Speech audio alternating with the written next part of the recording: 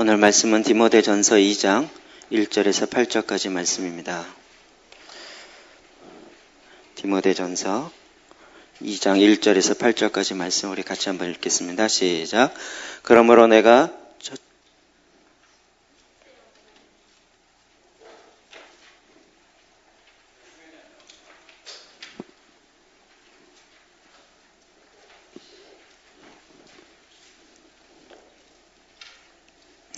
죄송합니다.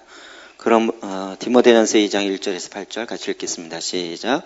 그러므로 내가 첫째로 권하노니 모든 사람을 위하여 간구와 기도와 도고로 감사를 하되 임금들과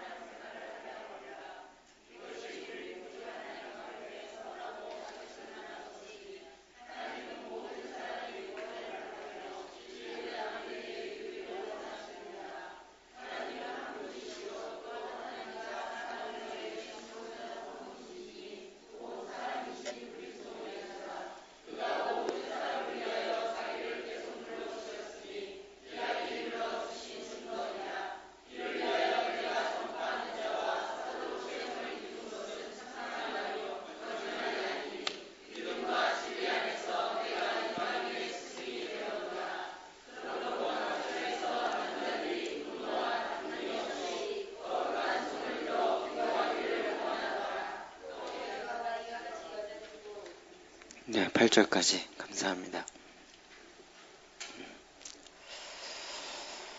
네. 우리가 요즘 계속 기도재단에 대해서 살펴보고 있고 이 기도재단의 큰 그림 트랜스포메이션에 대해서 오늘 같이 좀 나누기 원합니다. 여러분이 트랜스포메이션에 대해서는 사실 이렇게 많이 들어보진 않았을 것입니다. 저희 교회에서는 이제 굉장히 많이 이야기하지만 일반적인 경우는 별로 이렇게 얘기되어지지 않고 또 제가 외부에 나가서 이렇게 말씀을 전할 때 보더라도 처음 듣는 그런 성도들과 교회가 굉장히 많이 있습니다. 우리에겐 굉장히 익숙한 내용이고 또 많이 쓰는 내용인데 그러나 이게 아직 이렇게 보편화되어 있지는 않습니다. 그래서 다시 한번 이 부분 좀 같이 정리하고 또 하나님께서 어떻게 이런 것들을 이끌어가길 원하시는지 우리 말씀으로 같이 나누길 원합니다. 우리가 계속적으로 보았던 이 큰 그림의 이야기들은 여러분 너무나도 잘 알 것입니다. 이 그림은 정말 성경의 전체적인 것을 볼 때 우리로 하여금 연결해주게 하는 또 한 이렇게 이미지로 딱 머리에 갖게 만들어주는 아주 좋은 도구입니다. 여러분 오늘 주보 가운데 기도재단 순서 이렇게 끼워서 드린 거 있죠? 그거 뒷면을 보시면 이 그림과 똑같은 것들이 나와 있습니다. 성경을 보더라도 이 그림을 가지고 이렇게 보시면 지금 어둠의 권세의 어떤 부분을 얘기하고 있구나. 우리 아까 우리 강성문 집사님 기도하실 때에도 딱 제가 들으면서 죄로 말미암아 하나님을 알지 못하고 하늘 문이 닫힌 거죠. 하나님의 얼굴의 빛을 우리에게 비춰주십시오. 이게 하늘 문이 열려야 되는 것이고 우리를 그렇게 하나님의 자녀로 삼아주신 거, 옮겨온 것이죠. 그러니까 이 그림 보면서 하나님의 말씀이 이렇게 하나하나 어디에 해당되어지는지를 금방 이해할 수 있게 되어집니다. 이 그림의 가장 큰 핵심 중에 하나는 여태까지는 이 땅과 상관하여서 이야기하지 않고 있었는데 이 땅과 같이 연결되어서 보니까 이 전체 그림이 보여지는 것입니다. 땅의 문제, 하늘의 일, 또 그 가운데 우리가 해야 될 이 일이 무엇인가 하는 부분들입니다. 그래서 이 땅 가운데 있는 가장 큰 문제, 이 죄로 말미암아 하나님을 알 수 없는데 그 죄가 막혀 있는 죄의 실제가 무엇인가? 개인적인 차원, 사회적인 차원, 국가적인 차원, 지역적인 차원. 지난번에 한번 오후 예배 때 이것을 좀 다룬 적이 있었습니다. 너무나도 많은 이 죄의 문제가 우리로 하여금 하나님을 만나지 못하게 하고 있는 이런 상황인 것입니다. 이럴 때 하나님께서 우리를 어떻게 이끌어 가시는가? 하나님의 일하심의 방법은 무엇인가?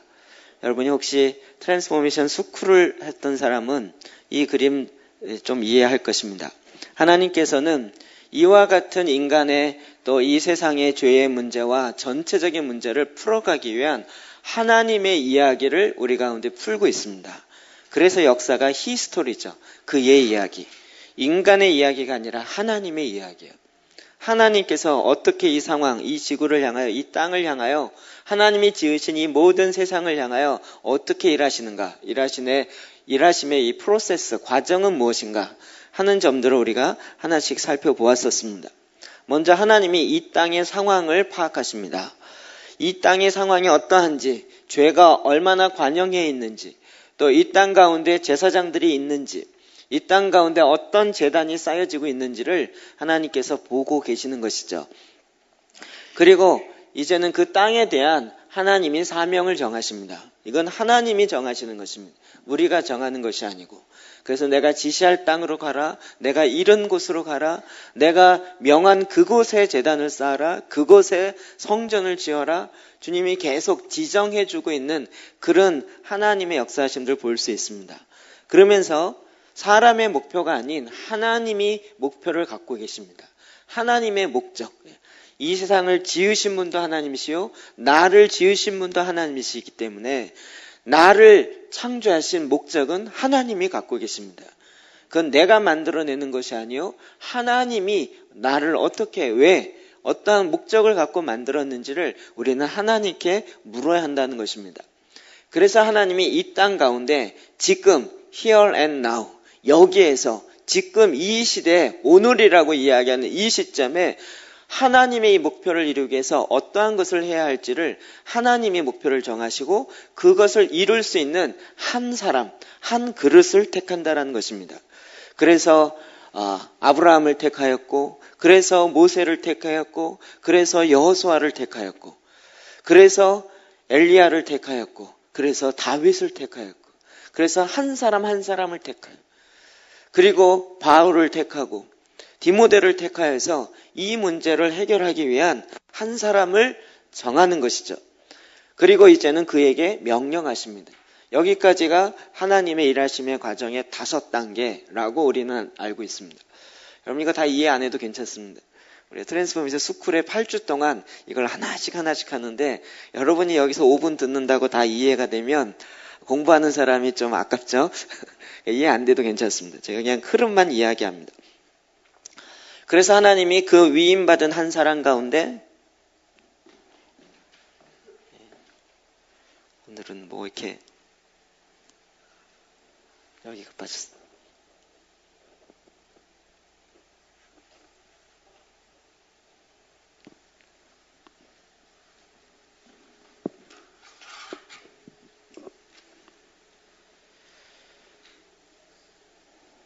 네. 이 그림 다시 보여드리라는 뜻인 것 같아요.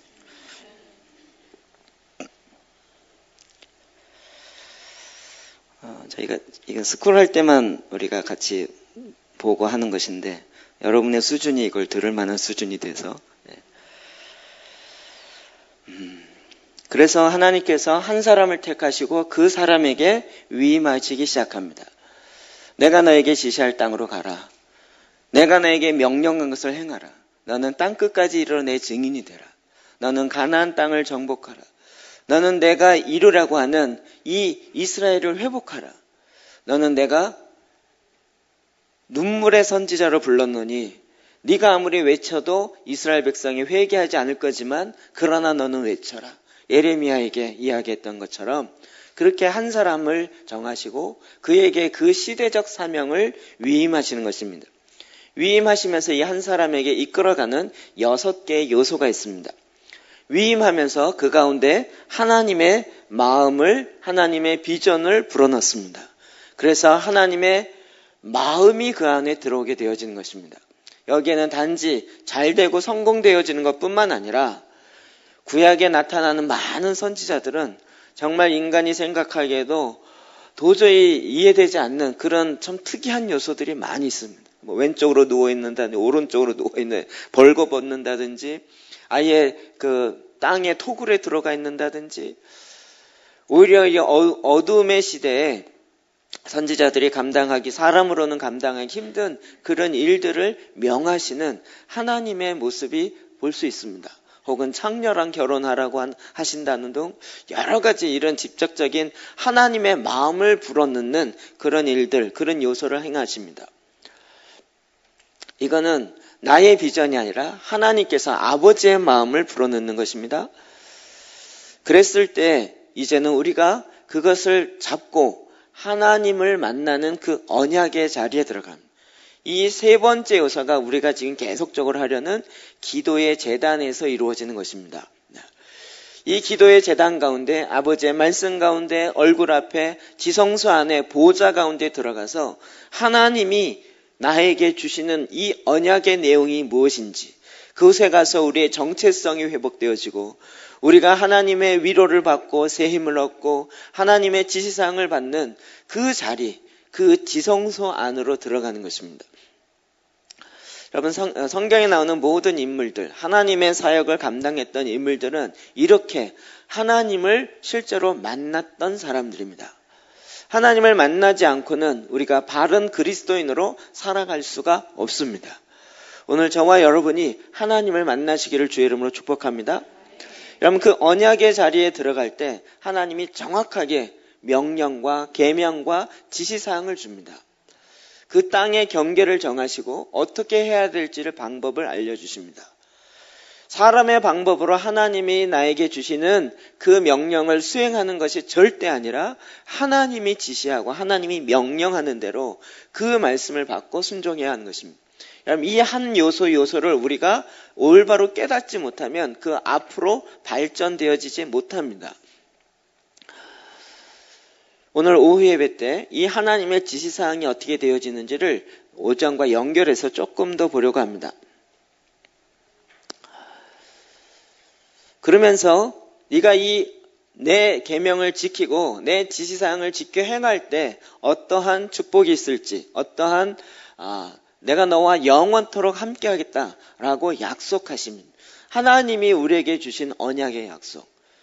우리가 어떤 상황에 처해 있든지 상관없이 하나님은 큰 용사여라고 부르시고 하나님은 오히려 하나님의 관점, 하늘에서 이루어진 완성의 관점으로 우리에게 말씀하여 주시는 것입니다.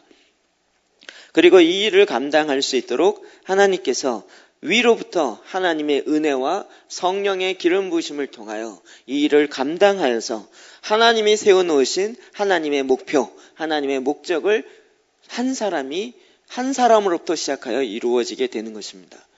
여러분, 이 과정들에 어느 하나라도 빼뜨릴 수가 없습니다. 너무나도 중요한 요소들이고 여러분이 하나하나를 정말 우리의 삶의 여정을 통해서 배워가시고 또 그것들을 실천하기를 주의 이름으로 축복합니다. 이 전체적인 그림이 이루어지는 것을 우리는 트랜스포메이션, 변화다라고 이야기합니다. 성경은 이런 변화에 대해서 뭐라고 얘기하시는가? 우리 같이 한번 볼까요? 로마서 12장 1절 2절 보겠습니다. 시작. 그러므로 형제들아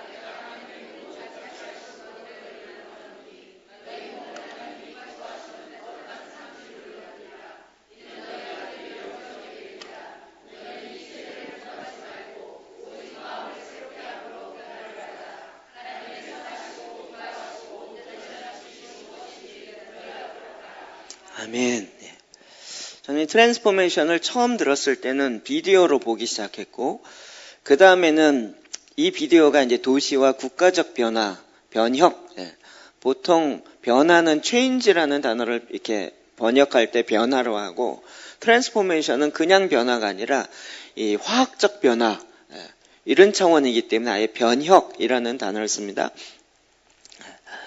여기에 나오는 제가 그렇게 배웠기 때문에 트랜스포메이션 그럼 늘 제가 도시 변화, 국가 변화 이런 개념으로 썼었습니다.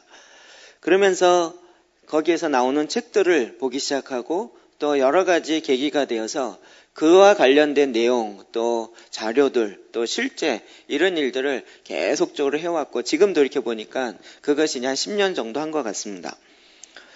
여러분 이게 처음 들을지 모르지만 이미 전 세계적으로 하나님이 지금 이 시대의 타이밍에 어마어마하게 일하고 있다라는 내용을 알려드리기 위해서 제가 책을 소개하려고 합니다. 이 부분에 가장 첫 번째 나왔고 그리고 고전이라고 이야기하는 하나님을 위하여 도시를 점령하라. 존 도우슨. 이분이 쓴 책입니다. 이게 가장 고전입니다. 1990년도 초에 나왔던 책입니다. 여러분, 트랜스포메이션 이야기할 때 요즘 쓰는 모든 책들도 여기서부터 시작합니다. 이분이 지금도 살아있고 지금도 이런 일에 가장 앞장서고 있습니다.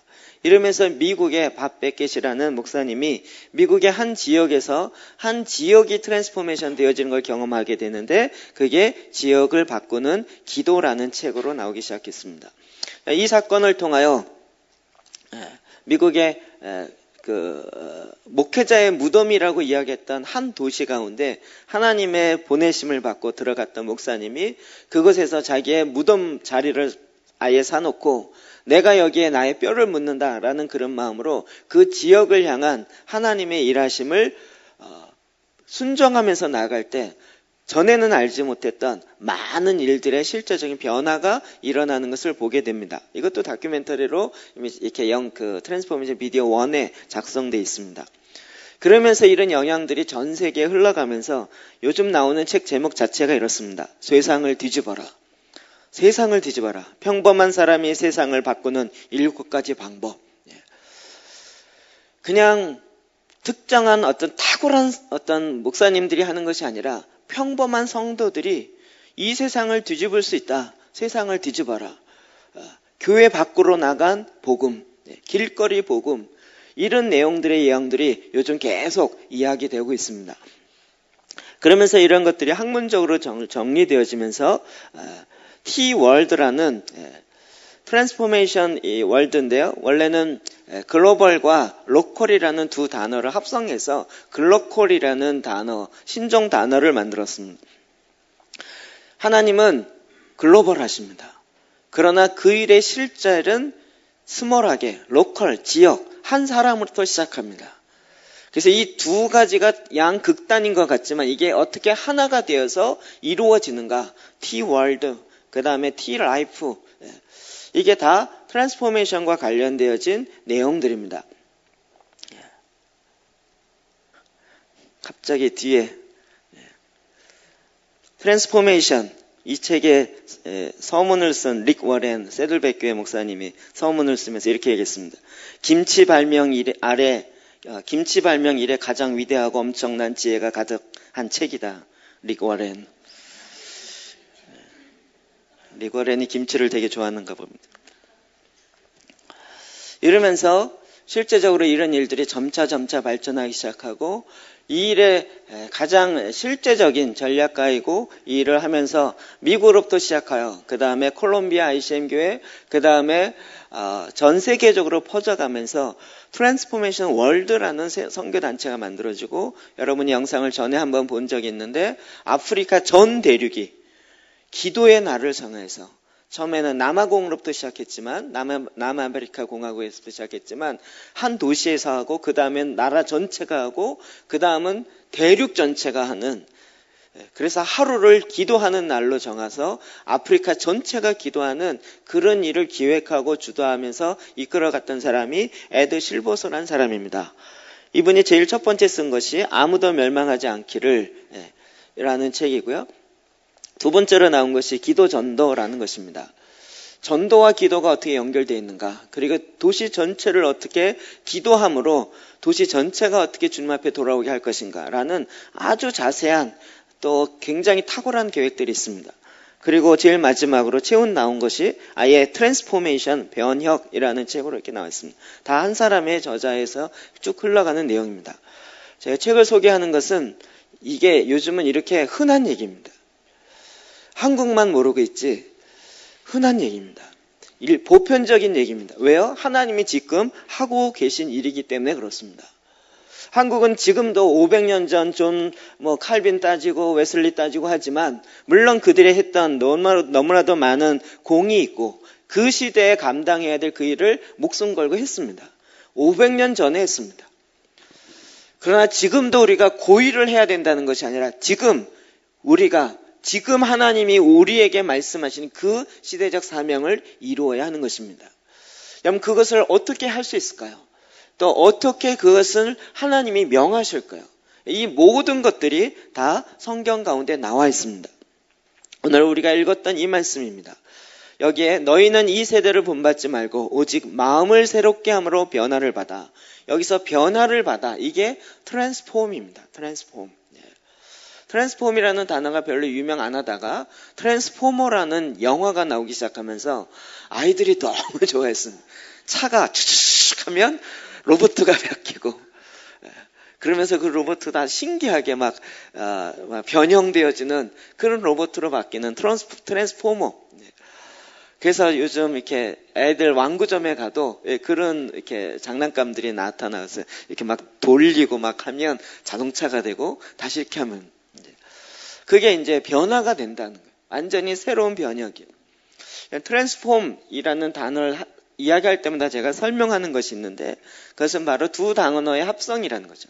트랜스라는 것과 폼, 우리가 폼 잡다 할 때 폼, 트랜스라는 것은 뭔가 바뀌다, 변화되다라는 거죠. 그 다음에 폼, 형태. 그래서 트랜스, 어떤 폼의 형태가 바뀐다라는 거죠. 그런데 트랜스라는 거 우리 옛날 어르신들 뭐라고 얘기했는지 아십니까? 도란스라고 얘기한 거예요. 도란스 아시죠? 그게 다 영어가 일본을 거쳐다 오면 받침이 다 빠지면서 저희 공사할 때 이거 꼭 생각이 나요. 여기다 이렇게 사포토를 대야 된다 그래서 우리 2층 올릴 때 사포토를 대야 된대요. 전문 용어로. 그래서 이게 전 뭔지 몰랐대. 나중에 이게 공사판에 쓰는 것도 다 일본 용어인데 그게 영어를 나중에 보니까 이게 서포트예요. 서포트. 근데 그게 사포토로 바뀌어서 지지대를 대야 된다라는 것을 그렇게 얘기하더라고요. 트랜스라는 단어가 그렇습니다. 110이었는데 그것이 도란스에 들어가면 220으로 바뀌어서 나오는 거예요. 완전히 들어간 것과 나오는 것이 다른 형태가 되어서 나오는 거예요. 트랜스폼이라는 것 자체가 이제 하나님이 우리를 완전히 새롭게 그냥 조금 바뀌는 기존에 있는 것에다 뭐 옷을 입히거나 뭘 붙여서 약간 변형시키는 이 정도가 아니라 완전히 화학적 변화, 완전히 형질 자체가 바뀌어지는 그런 변화를 가져온다는 것입니다. 여기도 보면 오직 마음을 새롭게 함으로 변화를 받아 이렇게 되어 있습니다. 제가 트랜스포메이션을 제가 처음 들을 때 도시와 국가적 차원에서만 이렇게 들었기 때문에 이거를 개인적 차원에 적용을 못했었습니다. 제가 그렇게 시작을 했었기 때문에. 요즘 기도재단을 하면서 이게 한 사람, 개인으로부터 시작해야 된다라는 것에 제가 절감을 합니다. 10년 동안 해봤지만 한 사람이 바뀌지 아니하면 도시는 절대 바뀌지 않습니다. 내 자신이 바뀌어지지 않는다면 우리가 아무리 좋은 이론이고 아무리 좋은 일이라 할지라도 변화가 안 일어납니다. 그래서 어떻게 하면 한 사람이 바뀔까? 그리고 성경을 다시 보니까 오직 마음을 새롭게 함으로 변화를 받아. 뭐가 트랜스폼 돼야 돼요? 마음이요. 마음은 어디 있습니까? 도시에 있는 것이 아니라 국가에 있는 것이 아니라 한 사람 안에 다 그 마음이 있습니다. 마음이 트랜스포메이션 돼야 합니다. 성경령이 정확하게 마음이라고 번역하고 있습니다.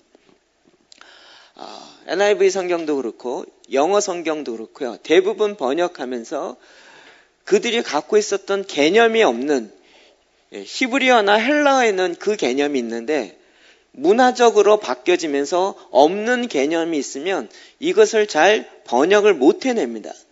그래서 대부분 번역하면서 영혼이라고 이렇게 합성어로 번역했습니다. 마음을 마인드를 번역한 것인데 마인드 정확하게 하면 혼을 이야기합니다. 혼. 영은 스피릿이라고 하고요. 그 다음에 우리가 생각하는 지정의는 마인드입니다. 푸시케라고 하는 혼이고요. 그 다음에 푸뉴마라는 것은 영을 이야기합니다.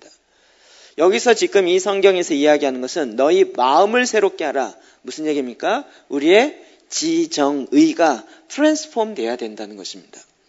우리의 영이 새롭게 될 필요가 없습니다. 영은 이미 하나님이 창조하시는 그 순간에 완전하게 만들어져 있습니다. 우리가 예수 그리스도를 믿는 그 순간에 우리 안에 영이신 그 생명이 내 안에 들어오는 것입니다. 문제는 이것이 아니라 그 다음이죠. 이렇게 들어왔지만 이것이 마치 갓난아이가 태어난 것과 비슷하다는 것입니다. 들어왔지만 어디에 들어왔습니까? 우리의 그릇, 육이라는 그릇 안에 들어왔습니다. 무엇을 통해서요? 지정의라는 혼을 통해서 들어왔습니다. 들어오는 순간 영은 완전히 새롭게 만들어졌는데 문제는 육은 아무 느낌이 없다는 것입니다. 아무 인지가 없다는 것입니다. 뿐만 아니라 더 문제가 되는 것은 이것을 받아들인 통로가 되었던 혼도 여전히 깨어지고 왜곡되어진 상태로 있다는 것입니다. 그래서 여기서 마음이 새롭게 함으로 변화를 받아 라는 이 이야기는 우리의 지정의가 새롭게 함으로 변화를 받아야 한다는 것입니다. 그럼 로마서 12장입니다. 이미 예수 그리스도를 믿는 자들 가운데 주어지는 그 권면의 이야기인 것입니다. 이것이 얼마나 소중하냐면 하나님의 모든 자비하심을 가지고 너희를 권하노니 라고 이야기합니다. 하나님의 모든 자비하심을 근거로 권면하는 아주 묵직한 그런 권면을 하고 있습니다.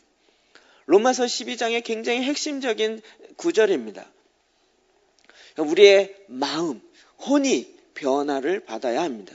우리의 지정의가 완벽하게 변화를 받아야 합니다. 그러나 우리가 육으로 태어나는 것과 참 비슷합니다.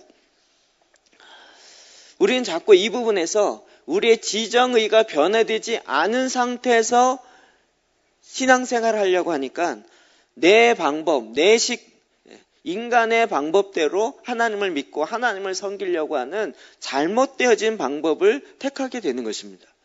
여러분, 잘못되는 방법을 택하면 아무리 열심히 해도 원래 목적이 안 이루어집니다. 일을 할 때나 공사를 할 때나 운동을 할 때도 마찬가지로 잘못되어진 폼으로 아무리 힘을 줘도 안 들어갑니다. 운동할 때도 그렇죠. 야구할 때 배터를 돌리고 야구 방망이를 돌릴 때 뭐라고 합니까? 힘을 빼라 그래요. 아니 왜 힘을 뺍니까? 세게 치려면 힘 꽉 줘갖고 쳐야죠. 야구의 운동의 대부분은 몸에 힘을 빼야 돼요. 볼링 할 때도 저걸 내가 꼭 스트라이크를 맞춰야 되겠다 해서 어깨에 힘 꽉 주고 무슨 야구공 던지면 꼭 또랑으로 빠집니다. 힘을 빼야 되는 거예요. 자기의 생각처럼 내가 이것을 꼭 스트라이크를 맞추리라 이러면 꼭 또랑으로 가요. 왜요? 내 방법대로 힘을 주기 때문에. 오히려 자기의 모든 것들 힘을 싹 빼야 돼요. 자기의 방법은 딱 풀어놔야 돼요. 잘못되어진 방법으로는 하나님이 우리에게 명하시는 하나님의 목적, 하나님의 비전을 이룰 수가 없는 것입니다. 그러기 위해서는 우리의 지적인 변화가 와야 됩니다. 우리가 하나님의 말씀을 보는 것은 내가 하나님의 말씀을 선택하려고 보는 것이 아닙니다. 하나님의 말씀이 내 안에 들어와서 하나님의 말씀이 나를 변화시키라고요. 내가 하나님의 말씀을 선택해가지고 이거 좋은 말씀이다 이렇게 하는 것이 아니라 하나님의 말씀이 내 안에 들어와서 그 말씀으로 생각하기 시작하라고요. 내가 생각해서 말씀을 취하는 게 아니라 하나님의 말씀. 그래서 전 이거 생각할 때마다 유대인의 교육이 너무나도 탁월하고 옳다라고 보여집니다. 어렸을 때부터 하나님의 말씀을 외웁니다. 토라의 말씀을 아이들이 성인식 12살이 될 때 모세오경을 다 외웁니다. 그 외워서 이제는 말씀으로 생각하는 사고의 틀이 들어오기 시작하는 거예요. 그걸 다 외워도 까먹습니다. 그 외운 걸 가지고 계속 서로 하비루타라고 해서 계속 질문식 방법을 통해서 그것으로 이렇게 돌리고 저렇게 돌리고 해서 그 말씀에 근거해서 사고하는 사고력, 생각하는 생각의 력을 길러내는 것입니다. 이제는 내가 성경으로 생각하고 성경으로 느끼고 말씀으로 의지할 수 있는 그것들을 우리 안에 배우기 시작하는 거예요. 이게 벌써 생각이 다 굳어지고 난 다음에 하려고 하니까 말씀이 들어와도 우리는 말씀을 우리가 트랜스포메이션해요. 내 식으로 내가 이렇게 바꿨다가 저렇게 바꿨다가 이렇게 우리 한국식으로 해석했다가 이러다 보니 말씀이 말씀으로 나타나지지가 않습니다. 이제는 하나님의 말씀이 그 자체로 들어오게 되는 거예요. 뿐만 아니라 이제는 하나님이 느끼는 것처럼 느끼는 거예요. 내 느낌이 아니라 하나님이 보시면서 하나님이 지금 어디에 집중하고 있는지를 보는 거예요. 말씀을 보면 하나님이 어디에 집중하고 있는지가 보여집니다. 하나님 지금 어디에 관심이 있는지가 성경 말씀을 보면 우리가 그것을 알 수 있습니다. 그럴 때 우리의 마음이 하나님께 가는 거죠. 이것을 담아낸 찬양이 이거죠. 아버지의 마음이 있는 곳에 내 마음이 있기를 원해요. 아버지의 눈물이 있는 곳에 나의 눈물이 있기를 원해요. 아버지의 그 아픔이 있고 아버지의 관심이 있는 그곳에 나도 내 관심과 내 눈물이 있길 원해요. 우린 자꾸 하나님 내 관심에 아버지 나도 좀 나에게도 좀 관심 가져주세요 라고 하는 이 유아적인 신앙에서 이제는 더 성장함으로 하나님의 아버지의 마음속에 있는 그것이 무엇인지를 알기 시작하고 그것을 내 마음에 받기 시작한다. 이게 마인드의 트랜스포메이션이에요. 그리고 이제는 하나님이 행하시는 것처럼 우리에도 행하기 시작하는 거예요. 하나님 어떻게 행하셨습니까? 내가 거룩하니 너희도 거룩하라. 내가 온전하니 너희도 온전하라. 우린 자꾸 이 부분에 하나님과 타협하려고 해요. 이 정도 했으면 됐죠. 이 정도 헌신했고 이 정도 봉사했고 이 정도 했으면 됐죠. 뭘 더 요구하십니까? 하나님은 우리의 어떤 희생과 우리가 갖고 있는 열정으로 우리 내부적인 인간의 열정으로 일하기를 원치 않습니다. 하나님과 함께하는 차원에서 행하길 원합니다. 하나님의 영으로 말미암아 행하는 것이 아닌 인간의 열심으로 하기 시작할 때 오히려 우리는 바리새주의로 많이 빠지기 쉽습니다. 이러면서 이것이 고착화되어지면 종교의 영이 되어지고 이것이 인간의 전통이 되어지고 장로의 전통이 되어지고 유대인의 형식적인 종교인으로 흘러가게 되는 것입니다. 예수님이 가장 혹독하게 화를 내시면서 비판했던 것은 이 종교의 영으로 흘러간 생명력이 없는데 종교라는 껍데기를 입고 있는 것에 대해서는 이 독사의 자식들아, 이 뱀새끼들아 라고 이야기하면서 혹독하게 하나님이 예수님께서 그것을 채찍질하시고 깨트리시려고 했던 것입니다. 이 부분에 우리의 의지도 트랜스포메이션 돼야 됩니다. 이제는 하나님의 말씀이 내가 그냥 알았어, 이해했어 이걸로 구원되는 것이 아니라 우리의 마음이, 지정의가 트랜스포메이션 돼야 그때부터 시작하여 하나님이 선하시고 기뻐하시고 온전한 뜻이 무엇인지 분별하게 되어지는 것입니다. 분별은 누가 해야 돼요? 내가 해야 돼요. 하나님의 뜻은 분명히 있습니다. 하늘에서 이미 완성되어 있습니다. 이것을 이 땅에 이루어가기 위해서는 내가 분별해야 돼요. 그래서 우리의 대부분의 기도는 하나님의 보좌에 올라가지 못하는데 왜냐하면 내가 해야 할 걸 하나님께 자꾸 구하기 때문에 그래요.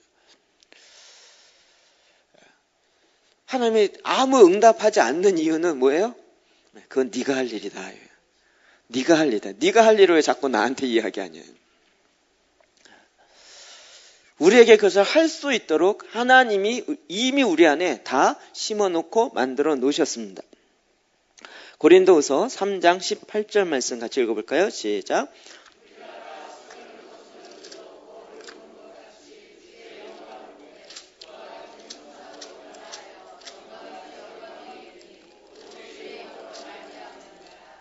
아멘. 이 고린도후서 전체를 봐야 이 말씀 마지막 18절인데 고린도후서 이 3장에는 새로운 언약의 일꾼에 대해서 이야기하고 있습니다. 6절에 보면 이렇게 되어 있습니다. 그가 또한 우리를 새 언약의 일꾼 되기에 만족하게 하셨으니 율법 조문으로 하지 아니하고 오직 영으로 함으니 율법 조문은 죽이는 것이요 영은 살리는 것이니라. 율법을 준 것은 범죄한 자들이 왜 범죄했는지 이게 왜 범죄인지를 알게 하기 위해서 범죄한 자들을 위해서 만들어진 것이 율법입니다. 율법이 나쁜 것이 아니라 왜 우리가 법을 정합니까? 법이 없으면 처형할 수 있는 근거가 없잖아요. 그러니까 법에 없는 내용 갖고 잘못해도 법에 조항이 없으면 처벌할 근거가 없기 때문에, 그러니까 그걸 처벌할 근거를 만드는 거죠. 그래서 이 율법은 범죄한 자들을 위해서 그것 때문에 만들어진 것이에요. 그러나 영은 살리는 것이에요. 여러분, 이스라엘 백성들은 이 율법의 조항을 받은 자들입니다. 나쁘거나 좋지 않다 이런 이야기가 아니에요. 그들의 범죄가 무엇인지를 알려주기 위해서 율법이라는 것을 그들에게 주었다는 것입니다. 그러나 구약에서도 율법을 지킴으로 구원 얻는 것이 아니라 하나님을 믿음으로, 예수 그리스도를 믿음으로, 아버지의 말씀을 의지함으로 구원을 얻는 것입니다. 구약이나 신약이나 그 믿음의 원리는 똑같습니다. 그 다음에 9절에 보면 정죄의 직분도 영광이 있은즉 의의 직분은 영광이 더욱 넘치리라. 정죄의 직분, 모세, 또 그 아론의 제사장의 직분들, 레위 족속들의 직분들, 이것도 영광이 있어요. 근데 이것은 율법에 근거한 직분들. 이것도 영광이 있는데 우리는 영으로 말미암아 살림을 받은 자들이에요. 하나님이 우리를 살릴 때는 이제 그 안에 하나님께서 하나님의 말씀을 돌에 새기지 아니하고 우리의 심령에 새겼어요. 우리의 영 가운데 새겨서 다시는 지워지지 아니하도록 만들었다고요. 그래서 우리는 의의 직분을 받은 자들인 거예요. 뿐만 아니라 17절, 주는 영이시니 주의 영이 계신 곳에는 자유가 있느니라. 하나님의 영이 우리 안에 거해요. 내 마음 안에 거한다고요. 그러므로 말미암아 영이 있는 것에는 자유함이 있다고요. 그래서 우리가 다 수건을 벗은 얼굴로 거울을 보는 것 같이 주의 영광을 본다고요. 모세는 하나님의 영광을 직접 보고 그의 얼굴에서 광채가 나서 수건을 써야 했습니다. 그것을 봤던 이스라엘 백성들은 다 깜짝 놀라고 하나님의 그 영광 앞에서 두렵고 떨림으로 하나님의 말씀을 지키는 자가 되었다는 것이에요. 근데 우리들은 그와 같은 형상으로 변화해요. 여기서 변화하여가 또 트랜스폼입니다. 우리가 그렇게 우리의 심령이, 우리의 영이 변화되었다고요. 그래서 영광에서 영광에 이르니 곧 주의 영으로 말미암으니라. 우리가 하나님의 자녀가 되어지고 하나님의 의의 직분을 갖게 되어지고 왕같은 제사장이 되어지는 것은 율법에 죽어지는 죄의 율법의 조항으로 되어진 그것이 아니라 더 놀라운 영으로 말미암은 영의 직분을 받은 자들이요. 그래서 영광으로 영광에 이르게 되는 것입니다. 고린도후서 5장 17절 시작.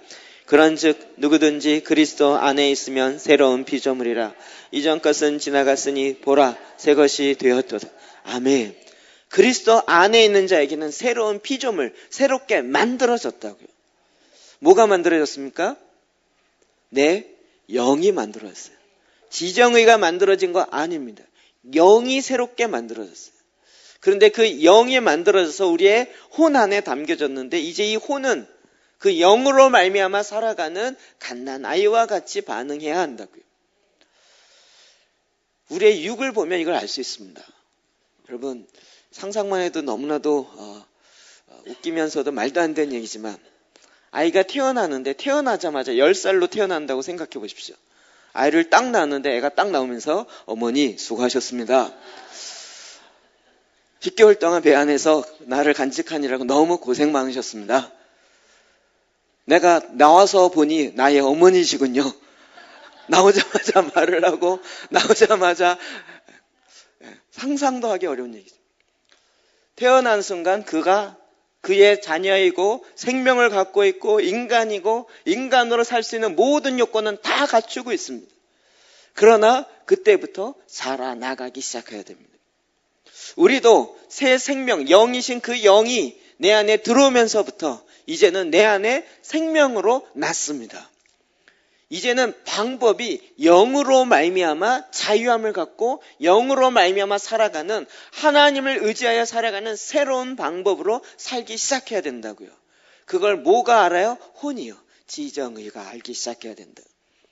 우리의 지정의는 새롭게 창조되는 것이 아닙니다.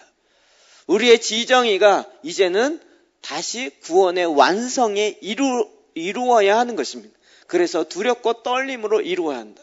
제가 이번 수요일날 이 부분은 계속 말씀을 드렸습니다.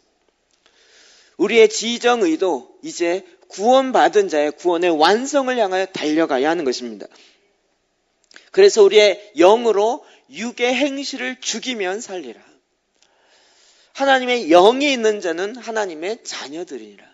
이 이야기를 계속적으로 로마서 8장에 이야기하고 있습니다. 서론인데 여러분이 처음 듣는 것 같은 표정으로 자꾸 사인을 보내서 좀 반이 지나갔습니다. 자, 이렇게 영으로 말미암아 하나님과 더불어 살아가는 자들이 어떻게 살아갈까요? 이 트랜스포메이션이 나 개인으로부터 시작하여 세상 땅끝까지 이루어지기 위해서 어떻게 해야 될까요? 하나님이 디모데전서 1장에 그 전략을 우리 가운데 말씀하셨습니다. 저는 이 말씀을 볼 때마다 하나님의 전략이라는 것이 너무나도 마음에 확 오기 시작합니다. 2장 1절과 2절 같이 읽읍시다. 시작.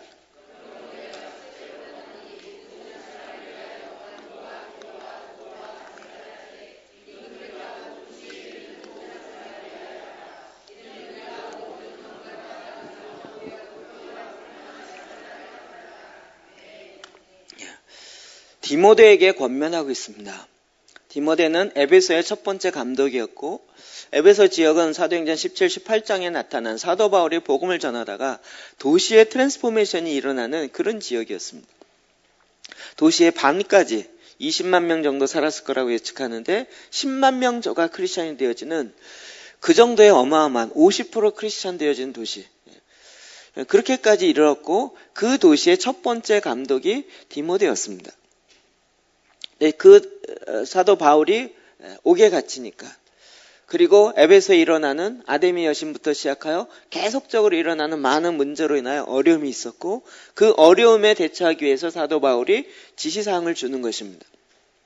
첫 번째, 내가 첫 번째로 권하노니 네가 지금 이러이러한 어려운 가운데 있는데 내가 첫 번째로 가장 1번으로 권한다라는 뜻도 있고 가장 중요하게 가장 소중하게 권한다라는 말도 있습니다. 여러분이 어려운 가운데 있는 사람을 통해서 여러분이 권한다면 무슨 말을 하고 싶습니까? 무슨 말로 권하고 싶습니까? 좀 쉬어라. 많이 먹어라. 혹은 도움을 필요한 사람이 찾아가라. 우리 나름대로 여러 가지 이야기할 수 있겠죠.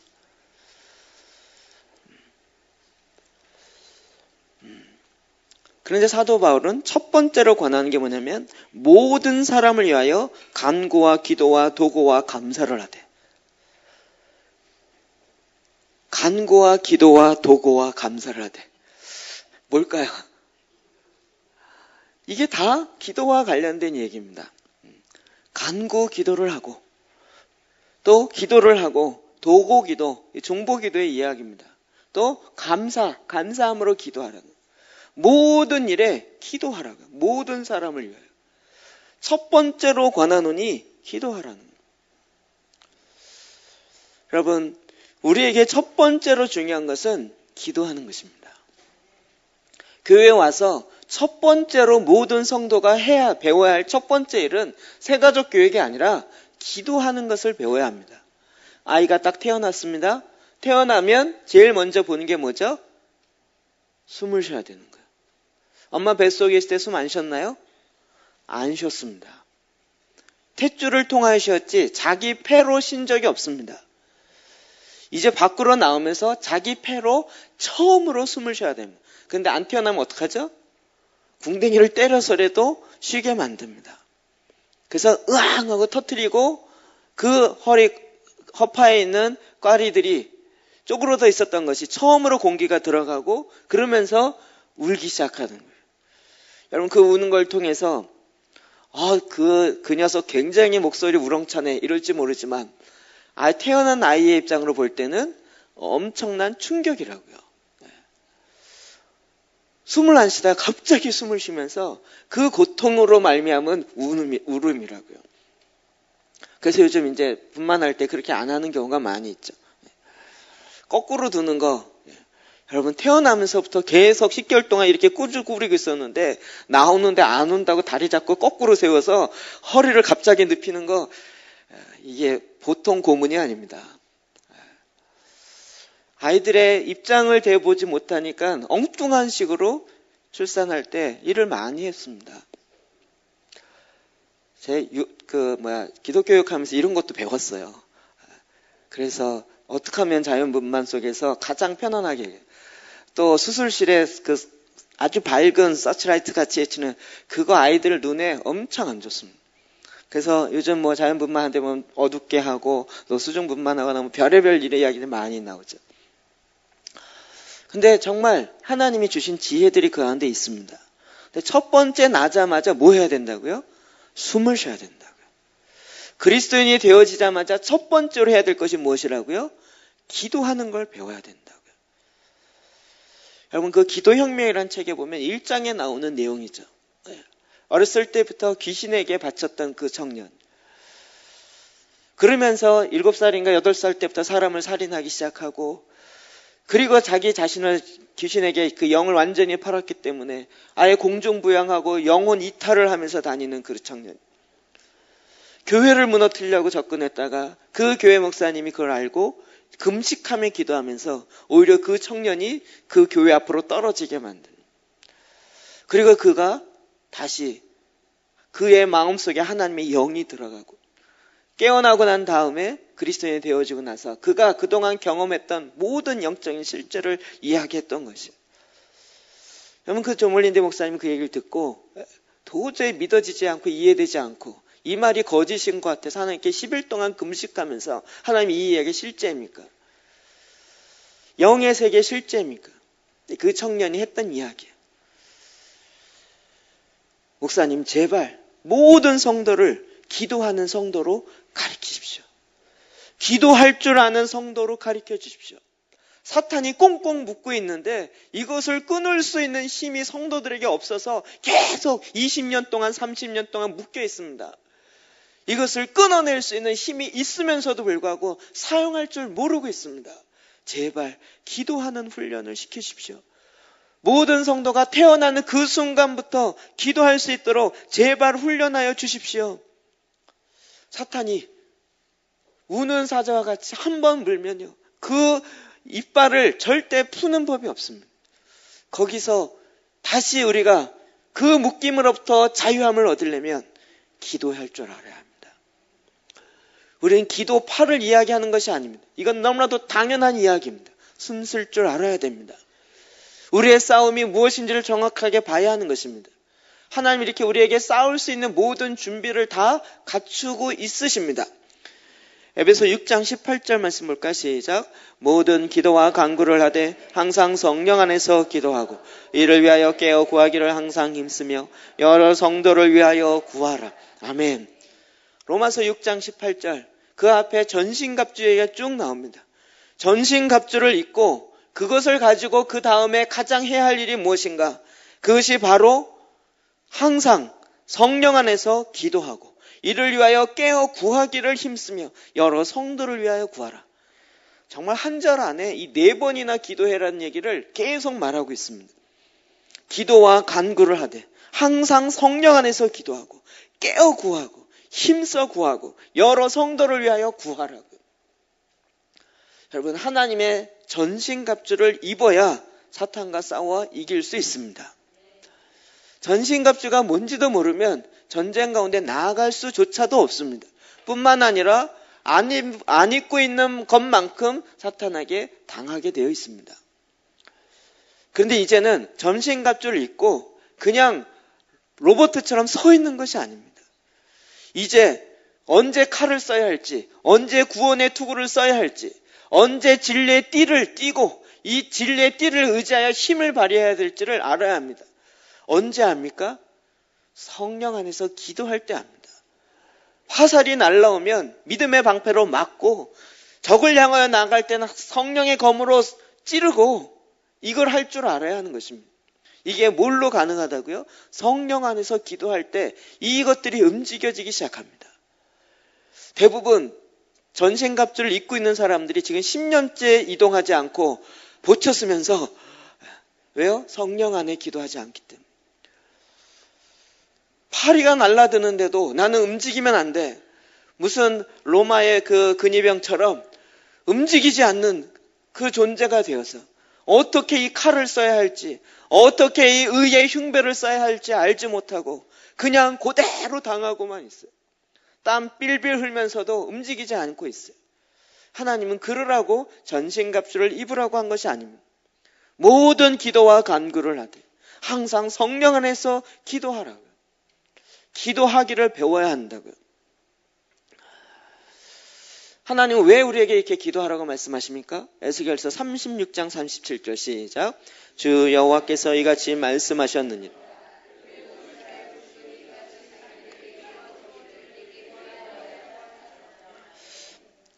하나님이 아무리 이스라엘 백성의 회복을 예언하고 말씀하셨다 할지라도 그 일을 위해서 우리가 구하여야 하나님께서 그것들을 들으시고 행하시고 이루시는 것입니다.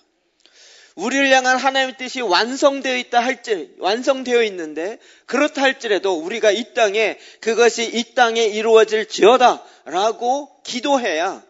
왜 그렇습니까? 하나님이 사람을 통하여 이 땅을 다스리라고 만드셨기 때문에 그렇습니다. 인간이 그걸 못하기 때문에 하나님, 야, 너 그만둬라. 내가 할게. 네가 있으면 오히려 귀찮다. 이러지 않으십니다. 그러면 하나님이 인간을 만든 그 목적이 실패로 가기 때문에 하나님은 철저하게 인간이 이 땅을 다스리고 통치하려는 그 질서 안에서 하나님이 일하시는 것입니다. 그것이 바로 기도하는 것이에요. 내가 그리스도인데 기도를 못해. 이거는 내가 사람인데 숨을 안 쉬어. 이와 같은 의미입니다. 여러분, 기도하기를 배워가기 시작하십시오. 그것도 이방인의 기도와 같이 배우지 마십시오. 무엇을 먹을까, 무엇을 입을까, 무엇을 마실까. 혹은 말을 많이 하여야 들으실 줄 알고 길게 기도하는 그런 기도가 아닙니다. 너희는 먼저 그의 나라와 의를 구하라. 이 모든 것이 너에게 있어야 할 줄 주님 아십니다. 내가 이제 영으로 말미암아 새로운 피조물이 되었으니 그 영으로 말미암아 인도함을 받아서 하나님의 나라, 하나님의 의가 나타나고 이루어지는 것을 위해서 기도하기 시작하는 거예요. 하나님, 내 안에 하나님 나라가 임하십시오. 내 안에 하나님의 뜻이 이루어질지어다 라고 구하기 시작하면 하나님이 드디어 그 말씀에 근거해서 일하기 시작하신다고요.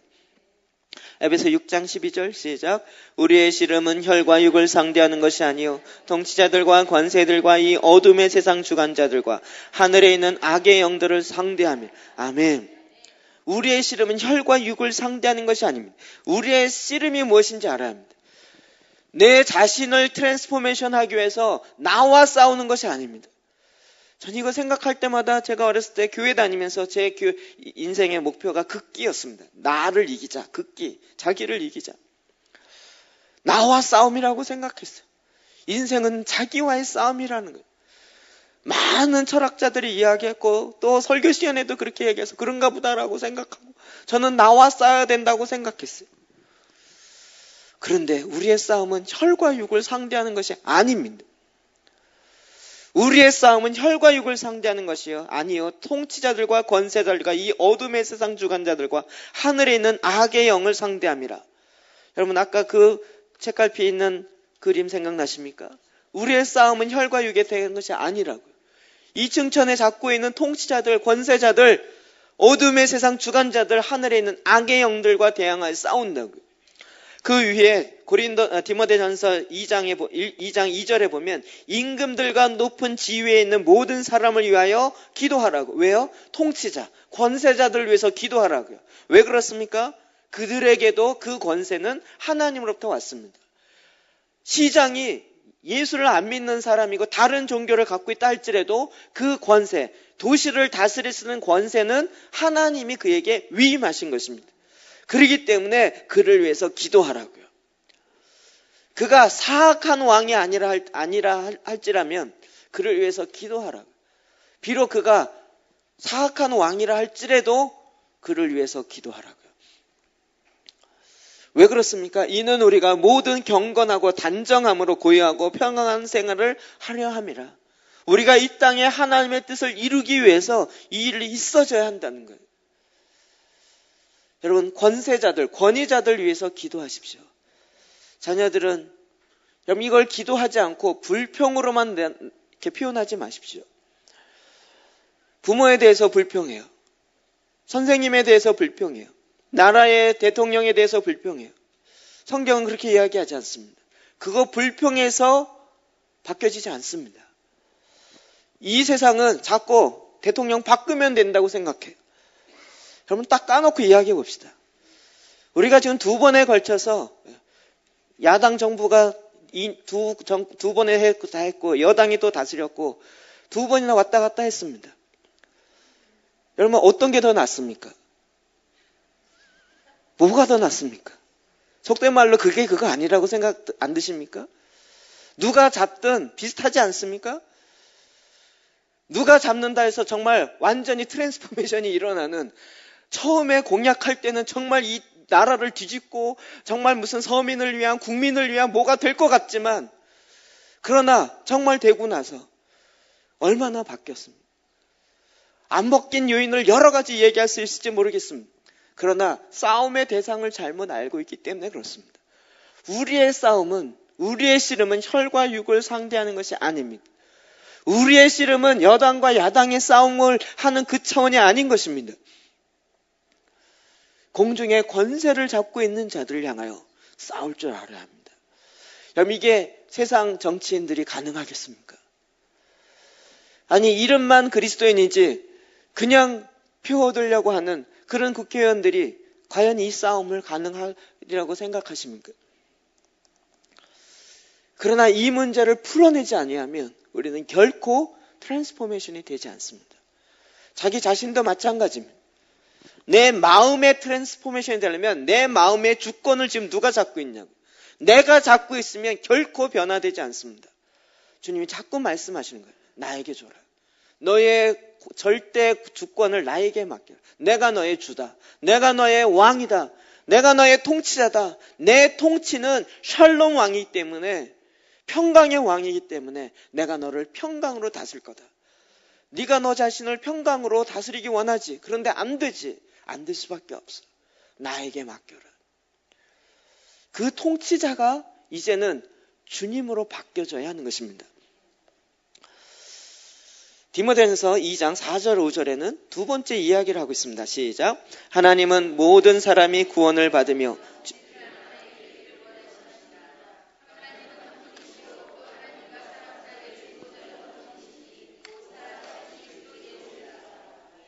아멘. 하나님은 모든 사람이 구원을 받으며 진리를 아는 데 이르기를 원하십니다. 모든 사람. 성경에 지금 계속 반복되는 게 모든입니다. 모든이면 몇 명일까요? 모든이면 몇 프로일까요? 100%죠. 이게 지금 과장해서 하는 것이 아니라 모든 사람이 다 진리를 아는 데 이르기를 원합니다. 이게 하나님 아버지의 마음입니다. 그럼 우리가 복음을 전하려면 누구에게 전해야 되겠습니까? 몇 프로에게 전하면 되겠습니까? 모든 사람에게 전할 계획을 세워야 된다고. 우리는 그냥 5%, 10%만 해도 이게 어디야? 그런데 하나님은 거기에 만족하지 않습니다.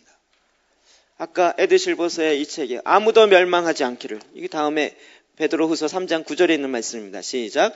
주의 약속은 어떤 이들이 더디다고 생각하는 것 같이 더딘 것이 아니라 오직 주께서는 너희를 대하여 오래 참으사 아무도 멸망하지 아니하고 다 회개하기에 이르기를 원하시니.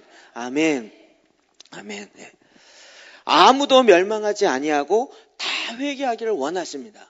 물론 결과론적으로 볼 때 다 회개하진 않습니다. 그러나 하나님 아버지가 원하시는 것은 아무도 멸망하지 아니하고 모든 사람이 다 구원받기를 하나님 원하십니다. 그래서 에드실버서가 이 책 가운데 콜롬비아 ICM 교회를 통해서 그 도시 전체를 다 복음을 전할 계획을 세웠어요. 그 도시에 있는 40만 정도 되어지는 인구였는데 그 도시 전체 모든 사람이 복음을 한 번씩, 1년에 한 번씩 들으려면 어떡할 것인가? 그걸 짜고 그걸 연구하고 했어요. 그래서 그 40만 인구의 전체 명단을 놓고 기도하기 시작하는 거예요. 교회 모든 성도가. 그러면서 저도 거기서 팁을 얻어서 그걸 알 수 있는 것은 전화번호부입니다. 요즘은 안 나오지만 전화번호, 임명 전화번호부, 업종별 전화번호 있잖아요. 전화번호부 딱 책을 갖다 놓고 이름을 불러있어요. 1교구는 기억, 2교구는 니은 이래갖고 잘라갖고 전체를 놓고 기도실에 전화번호부 책을 놓고 이름만 놓고 부르기 시작하는 거예요. ICM 교회는 아예 이 말씀에 그대로 순종하여서요. 도시 전체를 모든 교회가 연합하여 땅 밟게 했습니다. 여미가 혼자 하려면 얼마나 힘듭니까? 그런데 교회마다 지역을 나눴어요. 여미가 땅 밟기 혼자 다 하려면요. 한 바퀴 도는데 헉 하고 지칩니다. 그런데요. 지역을 다 나누고 교회마다 당신 그 동네 도십시오. 당신 이쪽 도십시오. 이쪽 도십시오. 그리고 한 날 정해요.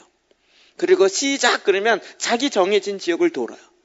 미국은 지금도 이 네트워크가 있어서 1년에 한 번씩 자기 도시를 땅 밟게 하는 날을 정하고 그 일을 행하고 있어요. 미국 전역을 합니다.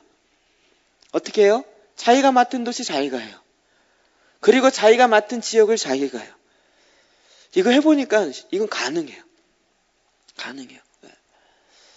상주에 부흥이 일어났다는 이야기가 있었습니다. 제가 나중에 이야기를 해보니까 우리나라 상주요. 거기는 제가 알기로는 10만 명이 안 되는 도시, 작은 도시입니다. 그곳에서 이런 것을 갖고 트랜스포메이션 하려고 기도했던 많은 기도 그룹이 있었습니다. 그리고 한번 부활절 연합 예배를 정말 모든 교회가 연합하여서 같이 예배 드렸습니다. 공설운동자. 그랬더니 막 한 2만 명인가? 10,000명인가 모였습니다. 거의 10분의 1이 모인 셈이죠. 교통도 불편하니까 이제는 여러분 집으로 갈 때 그냥 걸어서 가십시오. 차 갖고 오지 마시고. 그래서 걸어가기 시작했습니다.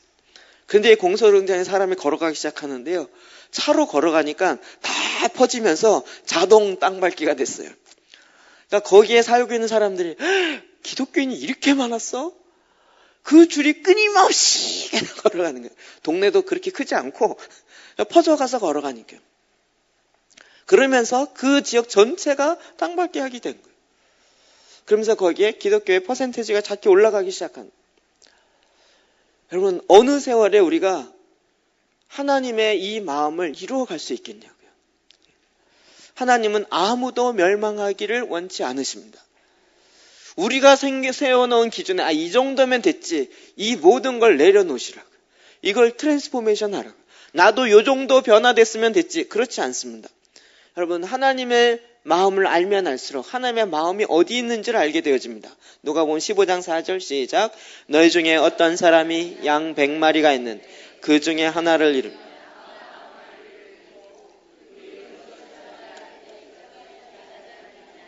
아멘. 또 32절 시작.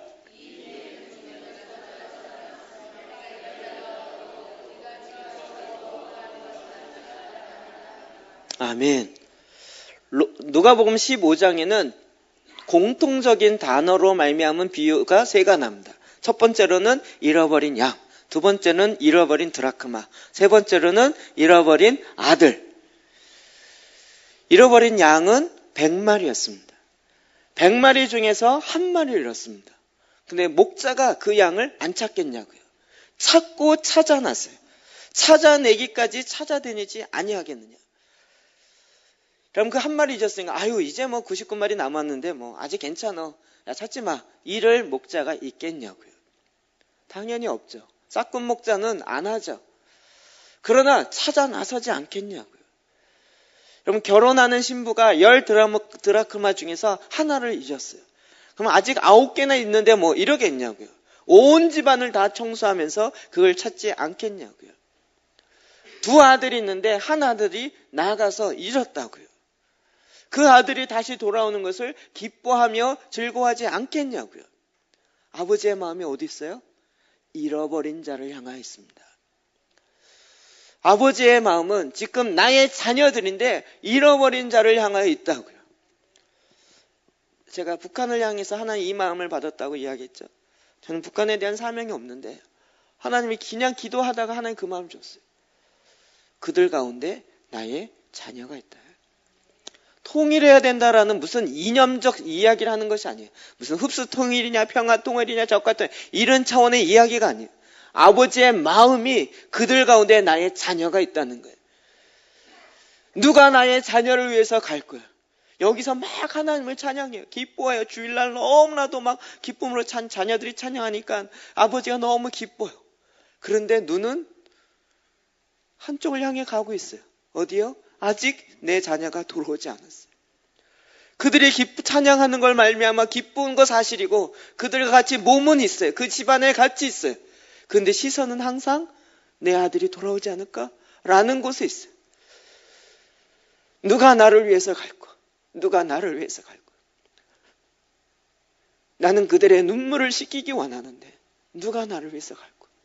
아니, 아버지를 사랑한다고 하고 아버지를 바라보면서 찬양하고 아버지를 기뻐하는데 지금 아버지의 시선이 어디 있는지를 전혀 관심 없이 계속 찬양해요. 왜 나를 안 보냐고. 하나님, 그럴 것이 아니라 지금 아버지의 마음이 있는 곳에, 아버지의 눈물이 있는 곳에 그냥 나만 여기서 기뻐하고 하나님 우리 지금 50% 됐어요. 70% 됐어요. 그것이 아니라 하나님의 마음은 지금도, 여러분이 누가복음 15장입니다. 지금 마지막 엔타임에 대해서 이야기하고 있는 그 직전입니다. 주님이 다가오는 그 마지막이 끝이 되어지는 그 직전에 아버지의 마음이 어디 있냐고요. 아직도 돌아오지 아니하는 그것을 향하여 아버지의 마음이 있어요. 하나님을 사랑한다 그러는데 하나님의 마음이 어디에 있는지 모른다면 그것이 진정으로 하나님을 사랑하겠냐고요. 아버지는 지금도 잃어버린 자녀를 향한 그 마음이 있는데, 여러분, 에드실버서가 왜 대륙을 다 뒤집어 엎었겠냐고요. 기도 전도를 하면서, 저는 전도 만능주의에 대해서는 반대합니다. 전도만이 살 길이다. 제가 많은 전도 특공대를 만나보고 했는데요. 그 영혼은 완전히 갈급해 있고 그 영혼은 완전히 지쳐 있어요. 막 특공대이긴 한데요. 정말 무서워요. 근데 그의 마음에 평안이 없어요. 그의 마음은 지쳐 있어요. 그런 많은 사람들 봤어요. 너무나도 막 공격하고 하다 보니까 막 정말 공경에 있은 탁월한데 그의 마음에 평안이 없어요. 기쁨이 없어요. 그의 영은 지쳐 있어요. 그런데 하나님이 저는 이 기도 전도를 통해서요, 전도의 핵심이 기도라는 걸 알게 되었어요. 그가 잡고 있는, 그를 누르고 있는 어둠의 권세를 끊을 때,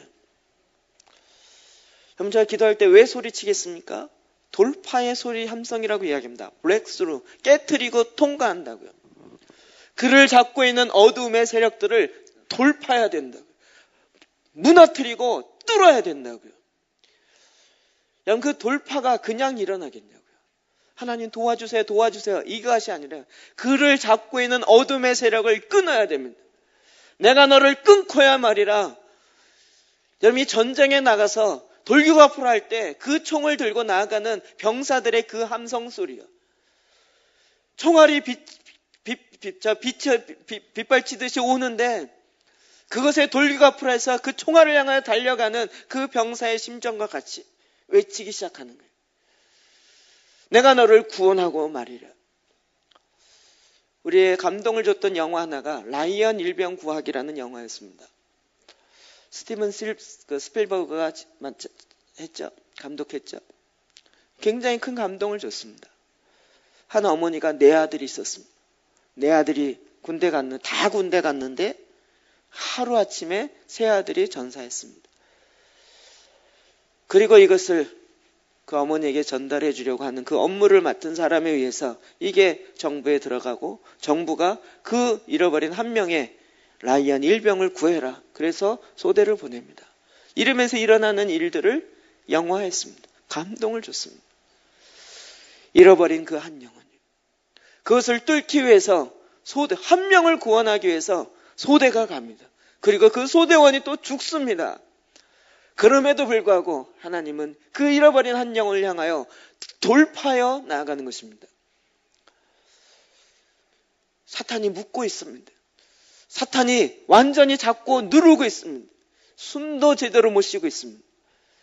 이제 그것을 향하여 하나님의 군사들이 일어나서 돌파하며 하나님의 자유케 하는 하나님의 영이 임하고 그 영으로 말미암아 묶인 것에로부터 자유함을 선포하는 일들이 이제 동일한 믿음의 군사된 저와 여러분을 통하여 일어나는 것입니다.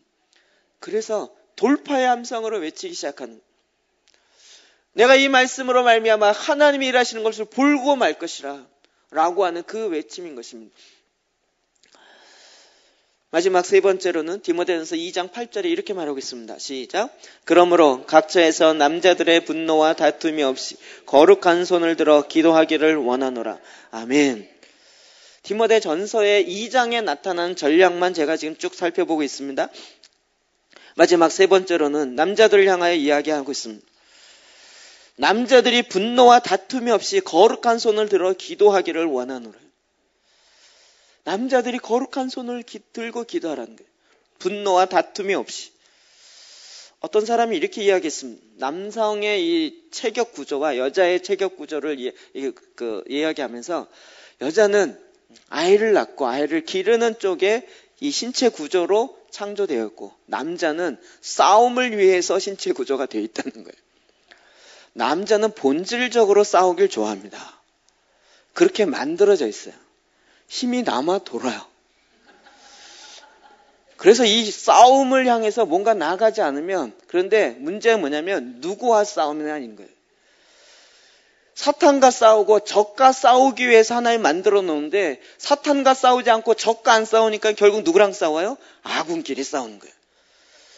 교회 안에서도 교회 밖에 사탄과 싸워야 되고 이 땅에 있는 어둠의 권세자들과 싸워야 되는데 그 싸움을 가리키지 않으니까 교회 안에서 싸우기 시작해요. 교회 안에서 아군끼리 싸우기 시작하는 거예요. 근데 주님 뭐라 그러십니까? 분노와 다툼을 없이 거룩한 손을 들어 기도하기를 원하노라. 이제 그 싸움, 내부적인 싸움을 끝내고 니네들 왜 싸우냐? 오히려 같은 아군인데 거룩한 손을 들고 우리의 싸움이, 우리의 씨름이 혈과 육에 속한 것이 아니라 정사와 권세의 어둠의 주관자들과 하늘에 있는 악의 영들 향하여 외치며 싸우라는 거예요. 하나님의 백성들이, 하나님의 일꾼들이 거룩한 손을 들고 일어날 때 거기에 놀라운 트랜스포메이션이 일어나기 시작합니다. 특별히 남자들이 기도하기 시작할 때, 기도는 여자만 하고 남자들은 일만 한다? 성경에 어디 있습니까? 성경은 오히려 남자들이 거룩한 손을 들어 기도하기를 원하노라 라고 이야기하고 있습니다. 그럼 이 부분에 있어서 연합하라는 거예요. 연합. 분노와 다툼 없이, 갈라짐 없이 연합하라는 거예요. 고린도전서 12장 12절 시작. 몸은 하나인데 많은 지체가 있고 몸의 지체가 많으나 한 몸인과 같이 그리스도도 그러하니라. 다 한 성령으로 세례를 받아 한 몸이 되었고 또 다 한 성령을 마시게 하셨느니라. 아멘. 중국 속담에 남자 장부 3명이 마음을 합치면 나라를 다스린다 그랬어요. 한 마음이 되어지면. 근데 우리는 한 마음이 안 돼요. 왜요? 다름 때문이에요. 그런데 이 몸을 보라고요. 몸은 각각 다른, 손과 발은 똑같을 수 없어요. 그럼 허벅지랑 두께랑 이 알통 두께랑 같으면 어떻게 되겠냐고요. 얼마 전에 제 아는 우리 친구 목사가 저한테 자전거 타라고. 본인은 자전거 타면서 너무 좋다. 자전거를 갖고 20분 동안 저한테 설교하더라고요. 자전거 타면 허벅지가 굵어지는데, 그러면 이 허벅지가 제2의 심장이라는 거예요. 여기서 펌프질 하지만 이 허벅지에서, 그래서 여러분 이상화 선수 스케이트 할 때 보셨죠? 허벅지. 거기에서부터 이 힘이 지탱되면서 나타나기 시작하는 거예요. 여러분, 허벅지는 얇게 해서 옷 입을 때 맵시내라고 하나님 만들어 놓은 게 아니라고요. 허벅지는 굵을수록 그 기능을 잘하게 되어 있다고요. 왜 그 하나님의 기능 없이 왜 그거를 빼지 못해서 난리를 치십니까? 하나님은 오히려 다르게 만들었어요. 다르지만 한 몸인 거예요. 그래서 허벅지가 해야 될 역할과 이 알통이 해야 될 역할이 다른 거예요. 다르기 때문에 각각 해야 될 역할이 있고, 그래서 그 다름이 하나가 되어서 온 몸을 이루게 되어 있다고요. 우리는 한 성령으로 세례를 받고 한 몸이 되었고 또 한 성령을 마시게 하셨다고요. 한 성령으로 한 몸을 이뤄서 마르었다. 그 때문에 손이 나 혼자 다 할 거예요. 여러분, 발이 지탱하지 않고 있어 손이 아무리 만능이라 할지라도 어떻게 하겠냐고요. 오히려 우리는 다르지만 그 다름은 하나님의 풍성함, 하나님 머리 대신 예수 그리스도의 명령을 이룰 수 있는 한 몸을 이루라는 하나님의 놀라운 뜻이 있는 것입니다. 예수님도 이렇게 기도하셨습니다. 대제사장 기도 요한복음 17장 21절 시작. 아버지여, 아버지께서 내 안에 내가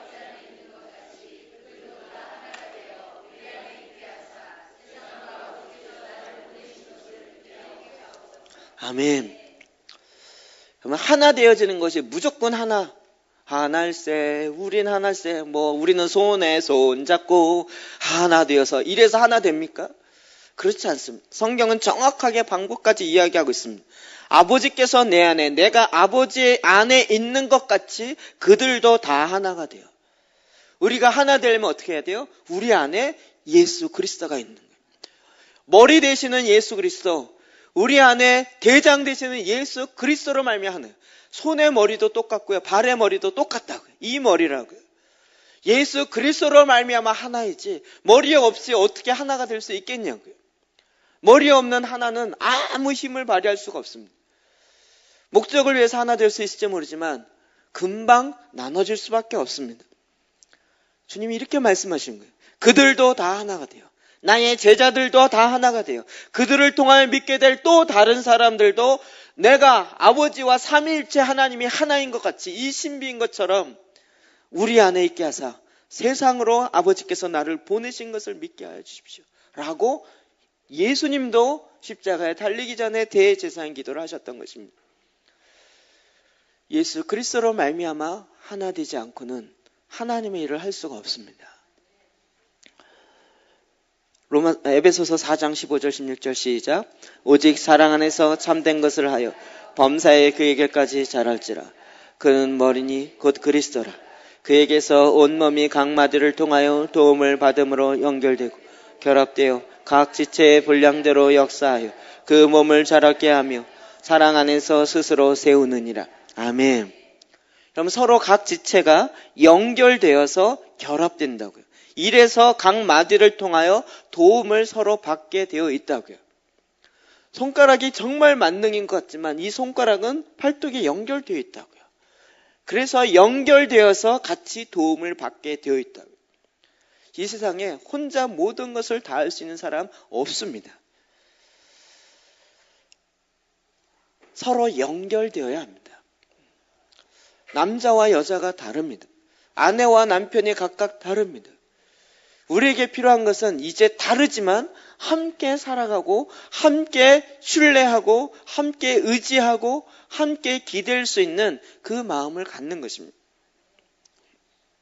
저는 옷 입는 것에 대해서는 저의 주권이 없습니다. 저희 아내한테 다 맡겼습니다. 제 마음대로 옷을 입으면 거의 5분 안에 벗어야 됩니다. 그래서 저는 그냥 아무 생각 없이 옷은 입으면 돼 라고 생각하는, 그냥 옷은 걸치면 돼 라고 생각하는데, 입고 나면 왜 그렇게 입었냐고 늘 이렇게. 처음에는 왜 옷도 내 마음대로 못 입게 하냐고, 나에게 옷도 자유롭게 입을 수 있는 주권이 없냐고 이러고 싸웠는데, 나중에 보니까 아내의 말이 맞더라고요. 그래서 온전히 믿고 다음엔 어떡하죠? 입어놓고 꼭 물어봐요. 괜찮게 맞게 입은 거야? 그러면 아니야, 속에 바꿔야 돼. 그럼 알았어. 이제 토를 달지 않고, 가끔은 아직도 토할 때가 있긴 합니다.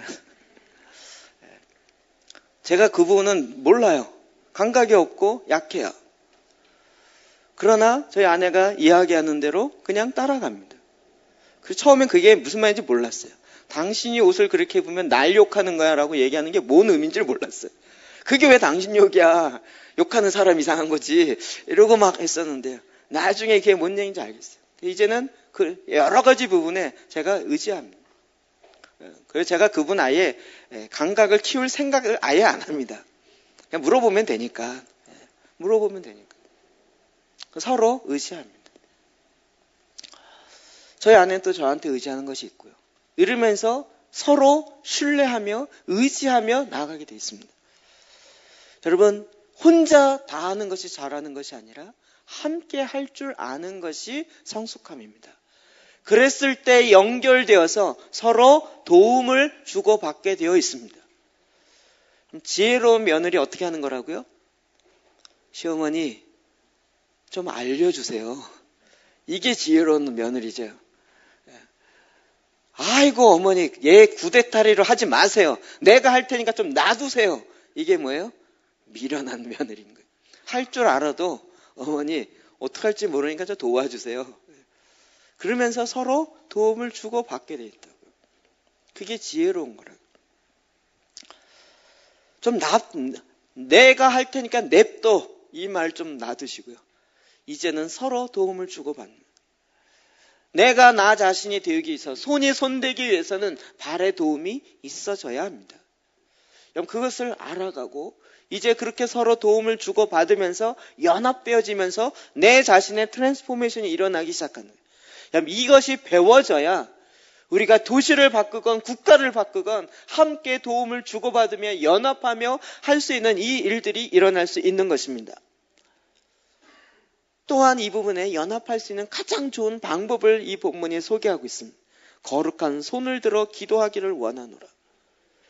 여러분, 가장 좋은 연합의 방법은 밥 먹을 때가 아닙니다. 운동할 때가 아닙니다. 무슨 일을 같이 할 때가 아닙니다. 연합했다라는, 하나 되었다라는 생각을 좀 느낄 수 있긴 합니다. 그러나 그거보다 더 중요한 연합은 기도할 때입니다. 기도할 때 하나가 되어집니다. 저는 연합 모임을 할 때마다 보면 목사님이 어떤 걸 설교할 때보다 연합하여 기도할 때요. 그 연합 모임 기도도 꼭 목사님이 다 기도하면서 꼭 대표 기도로 끝나는 거 보면 제가 제일 안타까워요. 아니 이렇게 많은 사람 모아놓고 왜 성도 이 많은 사람을 기도시키지 않고 목사님들만 기도해요. 아유, 전 그것 볼 때마다 너무 안타까워요. 나라를 위해서, 도시를 위해서, 경제를 위해서, 어떤 영역들 위해서 그 영역에 있는 모든 성도들이 기도하기 시작할 때, 거룩한 손을 들고 남자들이 기도하기 시작할 때 거기에 놀라운 트랜스포메이션이 일어납니다. 그리고 그곳에는 이제 혼자 다 아는 것이 아니라 함께 일할 수 있는 사람이 있습니다. 제가 여태까지 경험으로 볼 때 이런 일들 들고 딱 나가면요, 필요하고 도와줄 사람이 꼭 옆에 있습니다. 제가 나름대로 찬양 저도 하고 싶은 마음이 있습니다. 근데 저의 역할이 그게 아니라는 걸 알아요. 그래서 제가 그 일은 안 해요. 근데 딱 나가면 찬양을 하는 목사님이 옆에 있어요. 그냥 목사님 해주세요. 또 옆에 보면 꼭 밥 사는 걸 잘하는 목사님이 있어요. 저는 내가 밥 사야 되는데 돈이 없어 못 샀는데 찬양해야 되는데 이거 못하고 이것도 하고 저것도 내가 이걸 다 그래서 난 못해라고 생각했는데 이제는 그런 거 없이 그냥 딱 나가면 내 연약하고 내 부족한 것을 채워줄 사람들이 옆에 딱딱 있어요. 그 사람들에게 해달라 그러면 돼요. 그러면 함께 연합이 돼요. 특별히 이와 같은 일에 조그만 일에 연합하려고 하지 마시고 큰 일에 연합해야 돼요. 조그만 일은 혼자 해도 다 돼요. 그러나 도시를 바꿔야 되고 국가를 바꾸려면 아무리 큰 교회가 다 한다 해도 되어질 수가 없어요. 어차피 한 교회가 하는 거예요. 여러분, 2만 명 모이는 교회가 해도 한 교회가 한 거예요. 개척교회가 해도 한 교회가 한 거예요. 5교회가 개척교회 5교회가 모여서 하면 5교회가 연합하여 한 거예요. 2만 명 모이는 교회가 한 그거보다 더 큰 연합의 기름 부으심을 풀어낼 수 있는 것이 여기에 비밀이 있어요. 우리의 싸움은 숫자에 대한 것이 아닙니다. 그래서 이제는 진정한 연합의 비밀로 가는 거예요. 이것이 우리의 가정에서부터 배워지기 시작하게 되어 있습니다. 내 안에서부터 배우게 되어 있습니다. 우리는 이제 서로 연결되어야 합니다. 서로 도움을 주고받고 그러면서 연합해야 됩니다. 주님요, 이렇게 하라고 말씀하셨을 뿐만 아니라 거기에 필요한 전략을 다 정확하게 하나님이 명하셨습니다. 내 방법을 갖는 것이 아니에요. 그럼 디모데 전서를 읽으면서 이 트랜스포메이션의 전략을 받아본 적이 있으십니까? 우리가 하나님의 마음이 부어진 바를 모르고 하나님이 어떻게 이 시대에 일하는지를 모르면 성경을 읽어도 그 가운데 주시는 하나님의 전략이 들어와지지가 않아요. 걸려지지가 않기 때문에. 그러나 하나님은 우리에게 하나님의 마음을 부어주세요. 제가 처음 도시변화, 국가변화 이야기 들었을 때 나와는 상관없는 이야기라고 생각했어요. 나중에 알고 봤더니 모든 그리스도인들은 다 연결되어 있습니다. 여러분, 목사님들이 어떻게 경제 영역을 바꾸겠어요? 어떻게 교육 영역을 바꾸겠냐고요? 어떻게 가정을 바꾸겠냐고요? 어떻게 교회 한 교회가 그 모든 걸 다 해겠냐고요? 이제는 그 가운데 있는 하나님의 왕 같은 제사장, 백성 모든 성도들이 다 일어나도 쉽지 않은 이야기입니다. 그러나 주님이 말씀하셨고 주님의 방법대로 할 때 하나님께서 이루실 줄 믿습니다. 이 일이 트랜스포메이션입니다. 주님이 지금 전 세계적으로 이와 같은 일들을 어마어마하게 풀어가고 있습니다. 여러분, 한 교회가 성장하는 거 하나님 이젠 별 관심 없습니다. 왜요? 어차피 여기 있던 성도 절로 가고 저기 있던 성도를 왔다 갔다 돌아다니는 거니까. 이쪽 그릇에 있으나 저쪽 그릇에 있으나 다 하나님의 그릇인데 뭐 그거 갖고 싸울 필요가 뭐가 있습니까? 중요한 건 그 모든 성도들이 이제 하나님의 마음을 알아서 하나님이 이 시대에 하나님이 지금 어느 곳에 시선이 집중되어 있고 그것을 향하여 하나님의 눈물이 어떻게 흘러가고 있는지를 보고 아버지, 이제 내가 여기 있습니다. 우리가 첫째 형과 같이 나를 위해서는 새끼송아지 한 번 잡아주지 않으면서 저 잃어버린 아들이 돌아왔을 때는 잔치를 베푼데 이게 부당합니다 라고 말하는 것이 아니라, 왜요? 아버지의 마음을 모르니까. 이젠 우리가 아버지의 마음을 알았어요. 아버지의 뜻을 이루십시오. 하나님 아버지, 이 시대를 향한 하나님 아버지 역사를 이루십시오. 내 마음에서부터 이루어지십시오. 내 마음에서 이미 이루었습니다. 내 마음의 변화를 받아 내 영혼 육이, 내 지정의가 변화를 받아 이제는 하나님이 기뻐하신 것을 향하여 내가 분별하며 달려가겠습니다. 여러분, 이 믿음의 군사로 우리가 부름을 받았고 이 일에 하나님 지금 일하시는 하나님의 역사를